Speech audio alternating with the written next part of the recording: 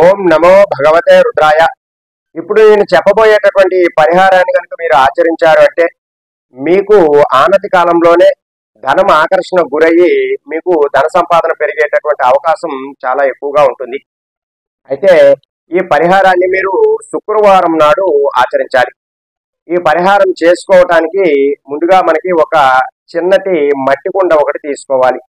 ఈ మట్టి కుండనే ఎందుకు మనం ఉపయోగించాలి అంటే మనకి భూమికి గురుత్వాకర్షణ శక్తి ఎక్కువగా ఉంటుంది. అలాగే ఈ యొక్క మట్టి కుండలో మనం వేసేటటువంటి ఈ పదార్థాల వలన మనకి ఆకర్షణ శక్తి అనేటటువంటిది పెరగడం ద్వారా మనకి ధన సంపాదన అంతా కూడా పెరుగుతుంది. ఇప్పుడు మీరు తీసుకున్నటువంటి ఈ చిన్నపాటి మట్టి కుండలో మీరు ఒక 5 నాణెములను వేయాలి. ఈ 5 నాణెములు కూడా మీకు ఎలా ఉండాలి అంటే అది 1 రూపీ కాయిన్ కానీ, 2 రూపీ కాయిన్ కానీ, లేదా 5 రూపీ కాయిన్ కానీ, లేదా 10 రూపీ కాయిన్ కానీ, లేదా విదేశీ కాయిన్ అయినా సరే ఇందులో 5 కాయిన్లు, 5 డిఫరెంట్ కాయిన్స్ లేదా 5 సేమ్ కాయిన్స్ అయినా కూడా మీరు ఆ కుండలో వేయాలి. ఇలా వేసిన తరువాత 5 రకాల ధాన్యాలను వేయాలి. మనకి నవగ్రహాలలో 9 ధాన్యాలు తెలియజేస్తూ ఉంటాయి.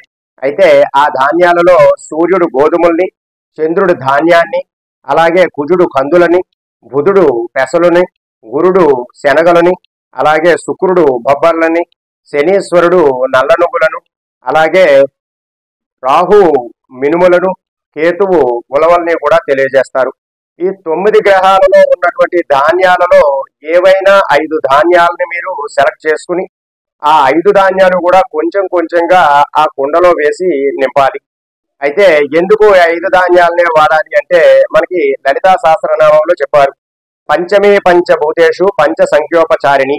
5 సంఖ్య అనేటటువంటిది అమ్మవారికి చాలా ప్రీతికరమైనటువంటిది. ఈ 5 సంఖ్యతో మనం ఈ 5 నాణెములను 5 రకాల ధాన్యములను కూడా వేసి ఈ యొక్క కుండ పైన ఎర్రటి క్లాత్ తో గనక చుట్టి శుక్రవారం నాడు మీ పూజా మందిరంలో ఒక రోజంతా కూడా ఉంచుకోవాలి.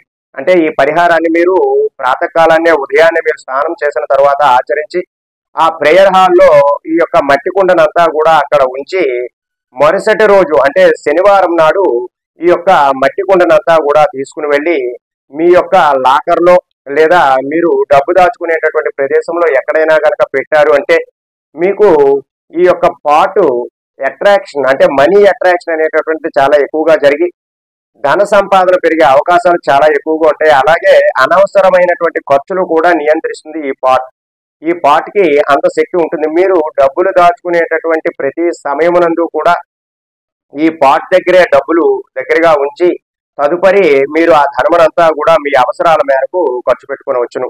అలాగే ఇప్పుడు మీరు ఈ యొక్క ధనం అంతా కూడా మీరు బయట నుంచి ఏదో ఒక రూపంలో ఒక నెల శాలరీ రూపంలో లేదా రోజువారీ రూపంలో ఏదో ఒక రూపంలో ధనం తెచ్చుకున్నట్లయితే ఈ ధనం అంతా కూడా ఆ పాట్ దగ్గర చిన్న మట్టి కుండ దగ్గర ఉంచి ఆ ధనమునంతా కూడా వాడుకోవాలి.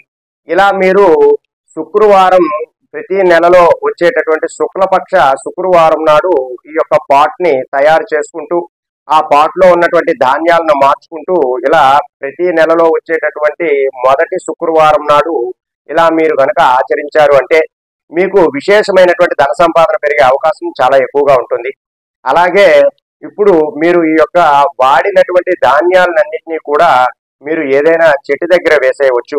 అలాగే ఈ యొక్క మిగిలినటువంటి 5 నాణెములను కూడా మీ యొక్క బీరువాలో భద్రంగా దాచుకున్నట్లయితే మీకు ధన సంపాదన పెరిగేటటువంటి అవకాశాలు చాలా ఎక్కువగా ఉంటాయి. ఎవరైతే ఆర్థిక బాధలతో ఇబ్బంది పడుతూ ఉంటారో వారంతా కూడా ఈ పరిహారాన్ని ఆచరించి మీకు విశేషమైనటువంటి ధన సంపాదన పెంచుకునేటటువంటి అవకాశాలను పెంపొందించుకోండి. ఈ పరిహారాన్ని ప్రతి ఒక్కరూ కూడా ఆచరించండి. సర్వే జన సుఖినో భవంతు. శుభం.